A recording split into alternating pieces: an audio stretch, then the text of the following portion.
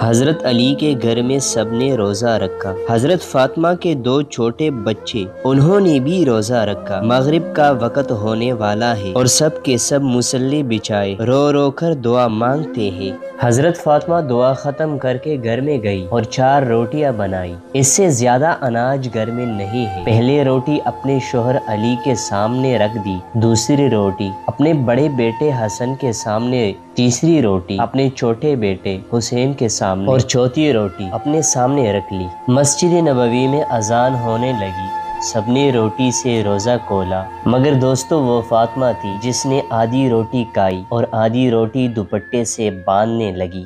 یہ معاملہ حضرت علی نے دیکھا اور کہا، اے فاطمہ، تجھے بھوک نہیں لگی؟ ایک ہی روٹی تو ہے، اس میں سے آدھی روٹی دوپٹے میں باندھ رہی ہو۔ فاطمہ نے کہا، اے علی، ہو سکتا ہے میرے بابا جان محمد صلی اللہ علیہ وسلم کو افطاری میں کچھ نہ ملا ہو، وہ بیٹی کیسی کھائے گی جس کے باپ نے کچھ نہیں کھایا ہوگا؟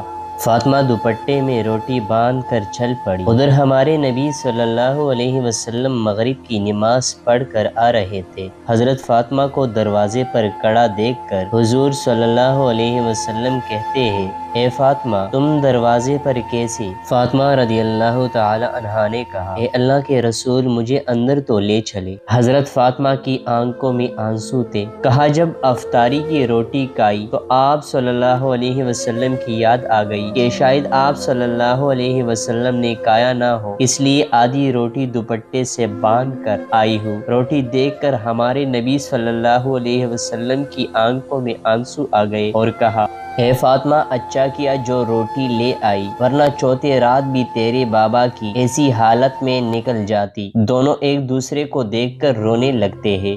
اللہ کے رسول صلی اللہ علیہ وسلم نے روٹی مانگی۔ فاطمہ نے کہا، بابا جان، آج اپنے ہاتھوں سے روٹی کھلاؤ گی؟ پھر اپنے ہاتھ سے کھلانے لگی، روٹی ختم ہو گئی اور حضرت فاطمہ رونے لگی۔ حضور صلی اللہ علیہ وسلم نے دیکھا اور کہا کہ فاطمہ، اب کیوں روتی ہو؟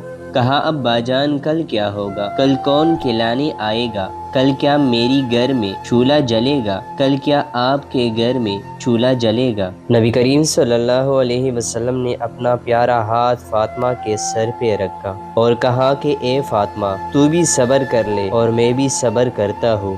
ہمارے صبر سے اللہ امت کے گناہگاروں کا گناہ معاف کرے گا۔